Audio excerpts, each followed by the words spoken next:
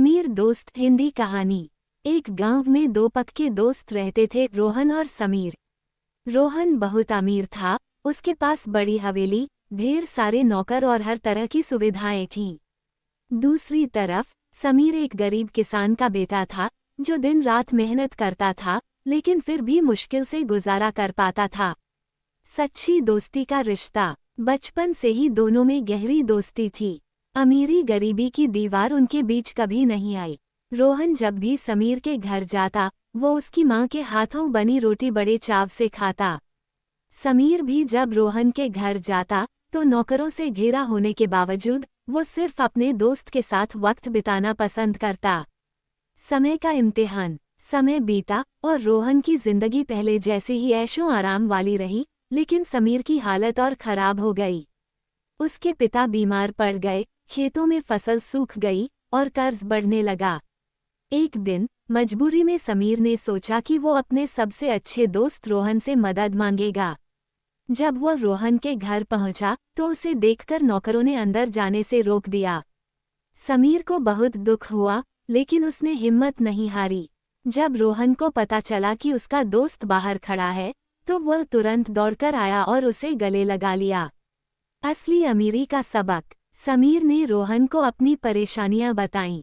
रोहन ने बिना एक पल गंवाए समीर को कर्ज चुकाने के लिए पैसे दिए और कहा, ये पैसा दोस्ती की कीमत नहीं, बल्कि दोस्ती की ताकत है।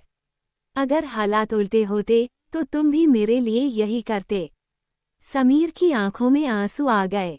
उसने कहा, सच में अमीरी पैसे से नहीं, दिल से होती है।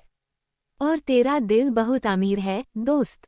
सीख। इस कहानी से हमें ये सीख मिलती है कि सच्चा दोस्त वही होता है जो मुश्किल समय में साथ खड़ा रहे। असली अमीरी पैसे में नहीं, बल्कि दोस्ती और इंसानियत में होती है। अमीर दोस्त एक प्रसिद्ध हिंदी कहानी है, जिसका संदेश दोस्ती और सहायता का महत्व है। इस कहानी में दो दोस्त होते हैं। एक दोस्त बहुत अमीर होता है और दूसरा गरीब। हालांकि उनका संबंध गहरा और सच्चा होता है। गरीब दोस्त को अपनी मुश्किलों का सामना करना पड़ता है, लेकिन अमीर दोस्त हमेशा उसकी मदद करता है। कहानी का मुख्य उद्देश्य ये दर्शाना है कि सच्ची दोस्ती पैसे और संपत्ति से नहीं, बल्कि एक दूसरे के प्रति विश्वास और सहयोग से बनती है। अमीर दोस्त अपने गरीब दोस्त की मुश्किलों को समझता है और उसकी मदद करता है, न कि सिर्फ अपने पैसे दिखाने के लिए।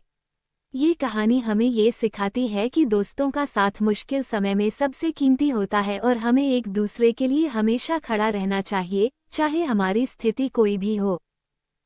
राजा महाराजा की कहानी। बहुत समय पहले एक विशाल और समृद्ध राज्य में एक न्यायप्रिय राजा महाराज विक्रम का शासन था।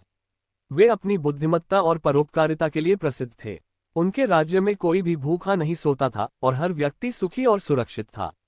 एक दिन राजा ने सपना देखा कि उनके राज्य को एक गंभीर खतरा आने वाला है। सपने में उन्होंने देखा कि एक साधु उनके राज्य में आएगा और उनके राज्य की परीक्षा लेगा। राजा ने इस सपने को गहराई से लिया और अपनी मंत्रणा सभा में इसे साझा किया। सभी ने कहा कि राजा को हर प्रकार से तैयार रहना चाहिए। कुछ दिनों बाद एक साधु सचमुच राज्य में आया। वह गरीबों की वेशभूषा में था और महल के बाहर भोजन और पानी मांगने लगा। राजा ने साधु को महल में बुलाया और उसे राजसी सत्कार दिया। साधु ने राजा से कहा, महाराज, मैं आपके राज्य की परीक्षा लेने आया हूं। यदि आप मेरे 3 प्रश्नों का सही उत्तर देंगे तो मैं आपके राज्य को आशीर्वाद दूंगा, अन्यथा ये राज्य बर्बाद हो जाएगा। राजा ने विनम्रता से साधु से प्रश्न पूछने के लिए कहा। साधु ने पहले प्रश्न पूछा, सबसे बड़ा धर्म क्या है?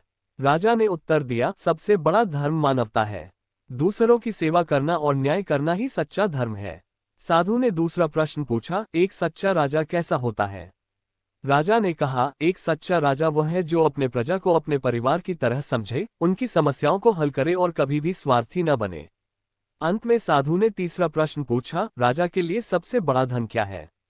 राजा ने मुस्कुराते हुए उत्तर दिया, राजा के लिए सबसे बड़ा धन उसकी प्रजा का विश्वास और प्रेम है।